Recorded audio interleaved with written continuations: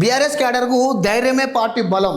చూడండి, ఓటమి గెలుపుకు పునాది అనుకోవాలి మాజీ ఎమ్మెల్యే పుట్ట మధుకర్ పలు కుటుంబాలను పరామర్శ. ఇక చూడండి, ప్రజలలో ఉండే నాయకుడు అంటే ఈ విధంగా ఉంటాడు. పదవి ఉన్నా లేకున్నా ప్రజలలో ఉంటాడు నాయకుడు అంటే.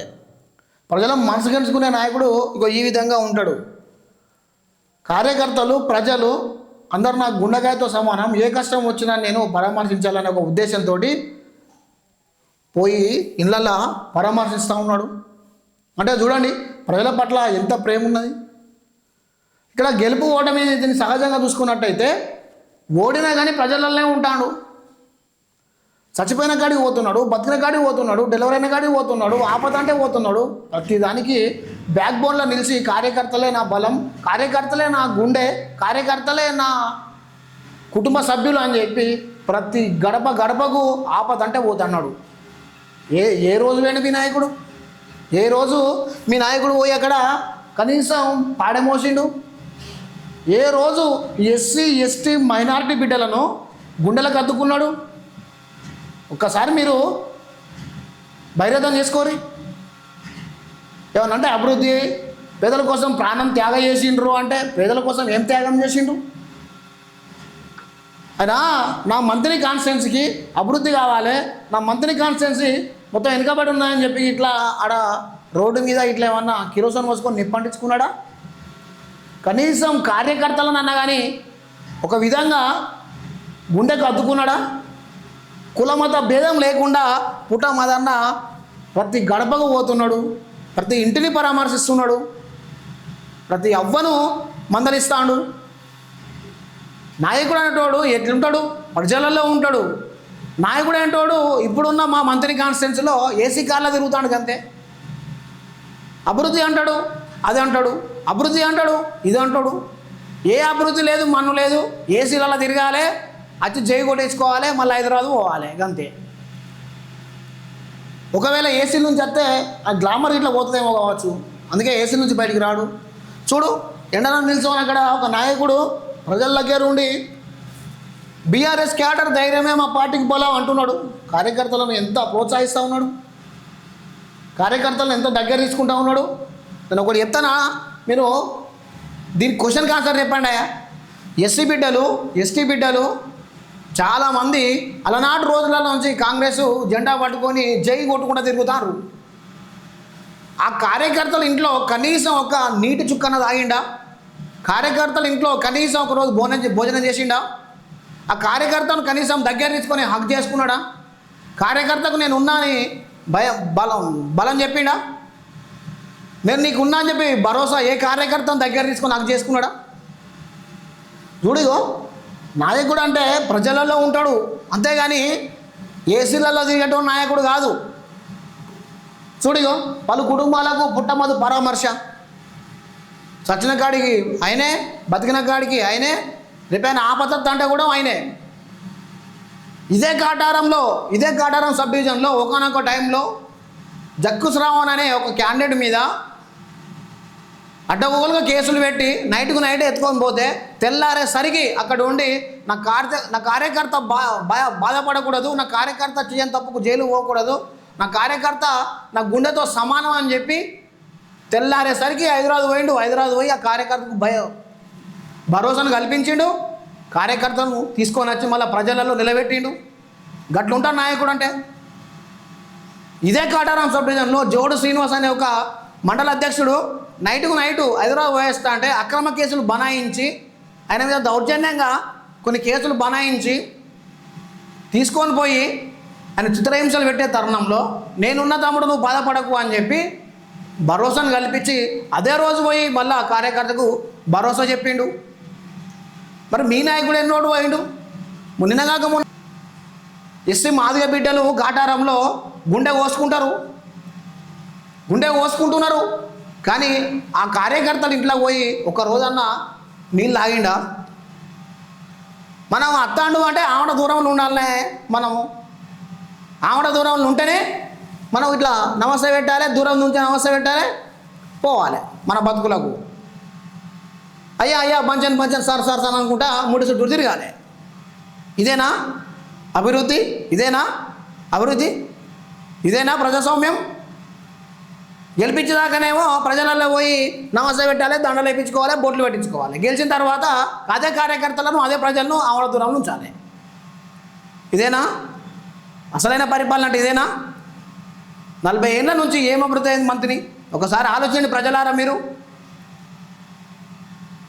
40 ఏళ్ళ నుంచి ఏం అభివృద్ధి అయింది మంత్రి కాన్స్టిట్యున్సీ? మీరు ఒకసారి ఆలోచించండి. మన అక్కడ పోయి కలవాలి, మళ్ళీ ఏది సెక్రటరియట్ పోయి కలవాలి అంటే పాసులు తీసుకోవాలి, పేర్లు చెప్తా చూడు ఉండదు, పాస్ తీసుకోవాలి, అలా 24 hours వెయిట్ చేయాలి.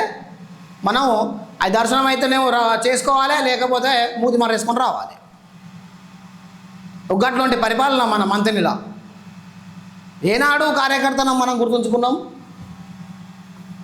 చెప్పు మాను. 2 కొండలకు ముడేసి వదిలేస్తారు. అక్కడ చేసింది లేదు, పోయింది లేదు. ఆదివారంపేట నుంచి గారపల్లికి వచ్చే రోడ్డు పరిస్థితి ఏంది? గా చిన్న రోడ్డు కూడా చేయలేని దుస్థిత. పేరుకు ఐటీ మినిస్టర్, ప్రభుత్వ శాఖలో ఒక ముఖ్యమంత్రి, మేనిఫెస్టో చైర్మన్, ఇవన్నీ పదవులు, అపూర్వ గౌరవాలు. డొల్లాస్ నుంచి పోయి 1,00,000 కోట్లు, డొల్లాస్ నుంచి తెచ్చిన 1,00,000 కోట్లు ఎడవైనాయి? ఎవరికి ఇచ్చినాయి 1,00,000 కోట్లు? 1,00,000 కోట్లు పట్టుకొచ్చిండు. మరి మంత్రికి ఒక కనీసం 10,000 కోట్లు ఇస్తే అయిపోయేది కదా. మంత్రిని ఏం పాపం చేసింది? 1,00,000 కోట్లు పట్టుకొచ్చిండు అభివృద్ధి పనులు. 1,00,000 కోట్లు పెట్టి అక్కడ నుంచి ఇండస్ట్రీలు, ఫార్మా సెక్టర్లు, అవి ఇవి మొత్తం పట్టుకొచ్చినావు. అందులో నుంచే ఒకటి మంత్రి కాన్స్టిట్యున్సీ కాటారం సబ్ డివిజన్లు ఎస్టాబ్లిష్ చేయకపోయినావు. ఎందుకు చేయలేవు మరి? నువ్వు తెచ్చిన 1,00,000 కోట్లు ఎడవైనాయి. ఎప్పుడు చూసినా గల్లెపెట్టెల పైసలు లేవు, వడ్డీలు కడతానని రేవంత్ రెడ్డి అంటాడు. ఎప్పుడు చూసినా అభివృద్ధి చేస్తానా, నేనే అనుకుంటూ నువ్వు డబ్బు కొడతావు. ఏది మరి నీ అభివృద్ధి? అది కాటారం నుండి మంత్రిని పోయే రోడ్డు దుస్థితి ఏంది? పెట్రోల్ పంపు కాడ నుండి మొదలు పెడితే దేవరం పెళ్ళాక దానికి అత్త ఎవడు? దానికి బాధ్యులు ఎవరు? ఇంకా 4 రోజులు అయితే మేడారం జాతర వస్తుంది.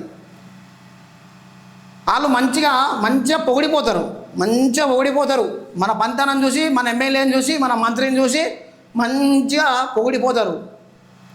ఉండదానికేమో రోడ్ ఎత్తాడు, లేని కాడనేమో రోడ్ ఎత్తలేడు. బోర్లగూడెం, ముత్తారం, ముకునూరు, నీలంపల్లి ఆ ఏరియాలలో రోడ్ల పరిస్థితి ఎట్లున్నాయి అంటే అధ్వానం తయారైనాయి. ఘాటి మీద చర్చ లేదు, ఘాటి మీద ధ్యాసే లేదు. ఏమున్నది అట్లా ఏసీలో మంచిగా నిమ్మలంగా ఇట్లా కాలు మీద కాలు వేసుకొని కూర్చున్నామా, అచ్చిన కాయదాన్ని చూసినామా, పక్క పొంటి ఇట్లా గుట్టలు పెట్టుకున్నామా? నేను ఒక్కటి అడుగుతాను కాంగ్రెస్ పార్టీ కార్యకర్తలను, మాకు సమాధానం చెప్పుర్రి. మీరు దగ్గర ఒక 20 సంవత్సరాల నుంచి మీరు మంత్రితో తిరుగుతారు.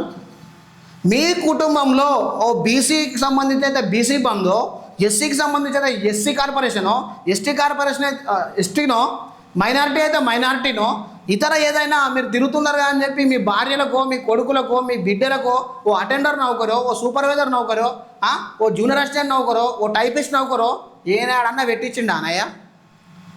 లెటర్ ఇస్తే కనీసం దాని మీద రెస్పాన్స్ అయిందా? ఆయన లెటర్ పంపిస్తే కనీసం కలెక్టరు పని చేస్తాడా? మరి ఎందుకు అయితే లేదు పనులు? ఓ తెగ పెద్దగా జెండాలు పట్టుకొని బైక్ల మీద జై జై జై జై అనుకుంటా, చేతులు లేపుకుంటా, జబ్బలు ఎగరేసుకుంటా తిరుగుతారు. ఏ పార్టీ కార్యకర్తకు న్యాయం అయింది? ఏ పార్టీ కార్యకర్తలకు మీకు న్యాయం చేసిండు? కొంచెం అన్నా మారురాయా? చూడు, నీకో నాయకుడు అంటే గిట్లు ఉంటాడు. ఇగో చూడు, గిట్లు ఉంటాడు నాయకుడు. ప్రజలలో ఉన్నాడు నాయకుడు. ఆయనకు ఎమ్మెల్యే పదవి ఉన్నదా? పుట్టమధుకు ఎమ్మెల్యే పదవి ఉన్నదా? మరి ఎందుకు వస్తాను ప్రజలకు? ఓ 7-5 ఏళ్ళు ఓడిపోయినావు కదా నువ్వు. ప్రజలలో కనీసం పరామర్శగా నచ్చిండా? కనీసం పాడనే మోసిండా? కనీసం వాడు చచ్చిపోతే అరే తమ్ముడు ఎట్లయింది బాధపడకని చెప్పి 5,000 చేతులు పెట్టిండా? తన సొంత పైసలతోటి ఎవరికన్నా ఓ డ్రెస్ కొనిచ్చిండా? తన సొంత పైసలతోటి ఎవరికన్నా ఓ కూల్ డ్రింక్ తాగిచ్చిండా? సొంత పైసలతోటి ఎవరికన్నా ఇల్లు కట్టించిండా? సొంత పైసలతోటి కనీసం ఓ చెప్పుల జతాన్ని కొనిచ్చిండా చెప్పురి?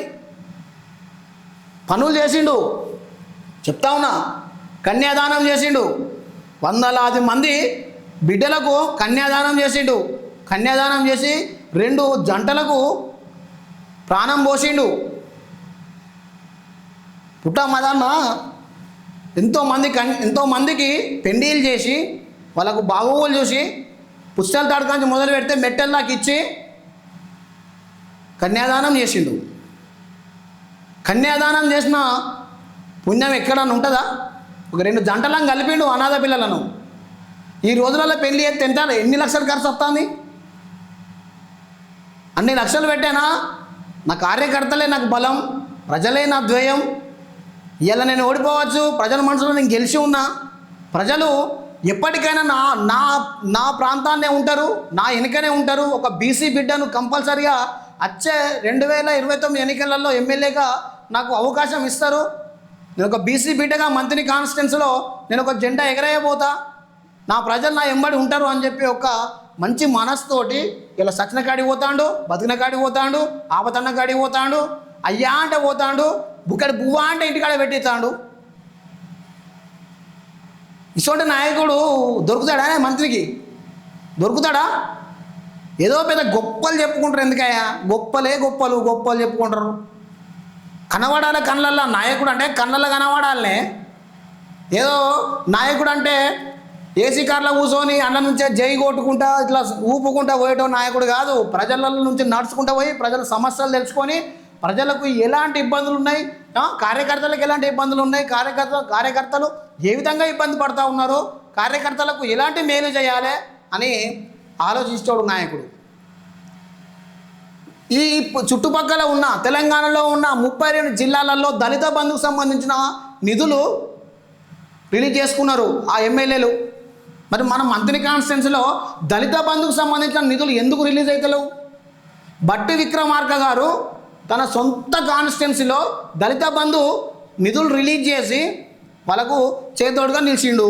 మరి మా మంత్రి కాన్స్టిట్యున్సీలో శ్రీధర్ బాబు ఎందుకు రిలీజ్ చేస్తలేడు? ఎందుకు పెండింగ్ పెడతాడు దళిత బంధు నిధులను? ఆల్రెడీ కలెక్టర్ లాగిన్లోకి వచ్చి చాలామంది ఆగిపోయింది.